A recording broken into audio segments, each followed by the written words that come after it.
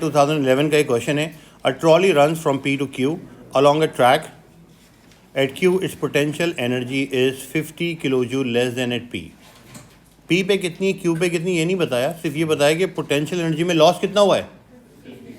क्यों लॉस हुआ है? क्योंकि ये ऊपर से कहाँ गया, नीचे आ गया, इसलिए इसकी पोटेंशियल एनर्जी कितनी कम हो गई, 50 किलोजूल. बाकी ये ट्रॉली खुद ब खुद जा रही है, ज़ाहिर है इसके टोटल वर्क डन तो ज़ीरो होगा. जितना पोटेंशियल एनर्जी में लॉस होगा उतना ही क्या होगा, काइनेटिक एनर्जी में.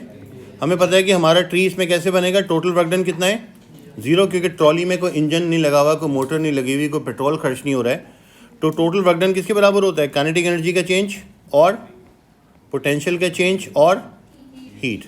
अब ज़रा ध्यान से देखना बेटा, हमें पता है कि इन तीनों का सम किसके बराबर आना चाहिए, ज़ीरो के. इन्होंने ये बता दिया पोटेंशियल में लॉस कितना हुआ है, 50 का.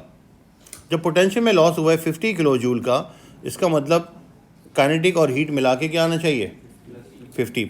ये -50 है तो वो दोनों मिला के क्या आना चाहिए, +50. At P the kinetic energy of the trolley is 5 kilo joule between P and Q. The work done trolley does against friction is 10 kilo joule. तो पता लग गया काइनेटिक एनर्जी में कितना गेन होगा, 40 का. तभी तो इक्वेशन बनेगी ना भाई हमारी इक्वेशन में, क्योंकि ट्रॉली खुद ब खुद नीचे जा रही है स्लिप होती हुई, इसलिए टोटल वर्क डन तो ज़ीरो है. पोटेंशियल में लॉस हुआ है 50 का और बाकी हीट में गया है 10, हीट प्रोड्यूस हुई है 10, तो काइनेटिक एनर्जी कितनी प्रोड्यूस होगी, 40. काइनेटिक एनर्जी पहले से कितनी थी, 5. इन्होंने पूछा है अब काइनेटिक एनर्जी कितनी हो जाएगी, कितनी हो जाएगी बेटा, 5 तो ऑलरेडी थी. ये आपको क्या बताता है, काइनेटिक एनर्जी में गेन कितना हुआ है. ये सिर्फ क्या बताता है, काइनेटिक एनर्जी में गेन कितना हुआ है. तो काइनेटिक एनर्जी में कितना गेन हुआ है, 40 का. ऑलरेडी काइनेटिक एनर्जी कितनी थी, 5. तो काइनेटिक एनर्जी कितनी हो जाएगी, 45. पोटेंशियल में अगर लॉस हुआ है माइनस में, तो बाकी दोनों किस में होने चाहिए, प्लस में, ताकि आंसर क्या हो जाए, ज़ीरो. मैं रिपीट कर देता हूँ बेटा, देखो, a trolley runs from P to Q along a track. At Q its potential energy is 50 kilojoule less than at P. यानी P से Q में आने में ये हमारा क्या हुआ है, लॉस हुआ है. किस में लॉस हुआ है, पोटेंशियल में. तो दो बातें हमें कंफर्म हो गई, एक तो टोटल वर्क डन ज़ीरो है, दूसरा पोटेंशियल का लॉस कितना है, 50 है. हीट हमेशा पॉजिटिव में होती है, हीट प्रोड्यूस होती है, तो हीट कितनी प्रोड्यूस हुई है, 10. अब हमें पता लग गया कि इक्वेशन इन तीनों का सम बराबर होता है इसके. तो अगर ये दोनों हमें पता लग गई हैं कितनी है, तो हमें यहाँ पे क्या चाहिए, काइनेटिक एनर्जी का गेन कितना होगा, 40 का. ऑलरेडी काइनेटिक एनर्जी कितनी है, 5. इसका मतलब होगा काइनेटिक एनर्जी बिकम्स 45. अगर यहाँ पे काइनेटिक एनर्जी आपको दी हुई है कि यहाँ पे काइनेटिक एनर्जी जो है 5 किलो जूल है, तो यहाँ पे काइनेटिक एनर्जी कितनी होगी, 45 किलो जूल, ताकि हम ये देख सकें कि काइनेटिक एनर्जी का जो चेंज है वो कितना है, 40 किलो जूल, और ये गेन है. समझ आ गई बात, ऐसे होगा. अच्छा, अब नेक्स्ट क्वेश्चन करते हैं. Question 12. When a horizontal force F is applied to a frictionless trolley over a distance S, the kinetic energy of the trolley changes from 4 to 8. Kinetic energy में कितना चेंज आया बेटा बताओ, काइनेटिक एनर्जी में कितना change आया, 4 joule का.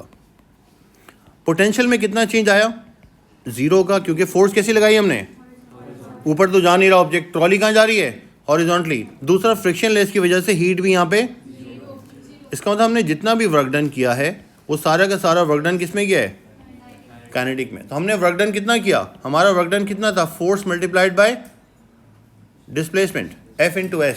तो हमें ये पता लग गया कि इतना वर्क डन करने से काइनेटिक एनर्जी में कितना चेंज आता है, 4 का. काइनेटिक एनर्जी 4 से कितनी हो जाती है, 8.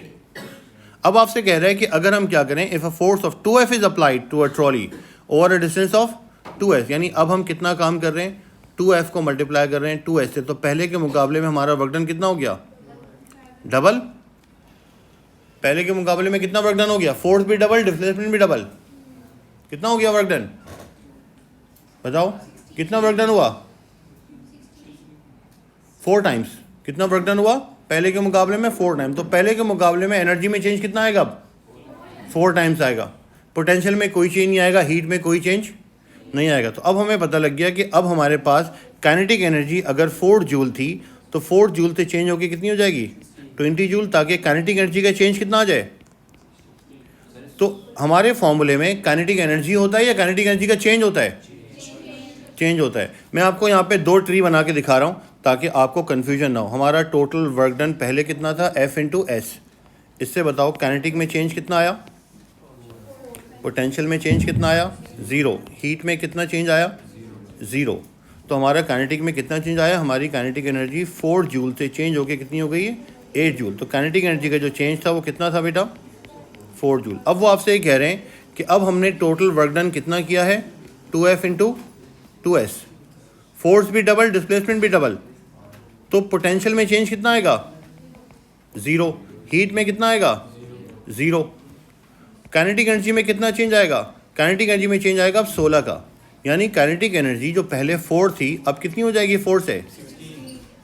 यार 4 से अगर 16 हुई तो 12 का चेंज आए ना, 4 से 20 होगी तो 16 का चेंज आएगा ना। वो आपसे सवाल क्या पूछ रहा है, वो सवाल ये पूछ रहा है कि 4 जूल बिकम 4 जूल अब क्या बन जाएगी।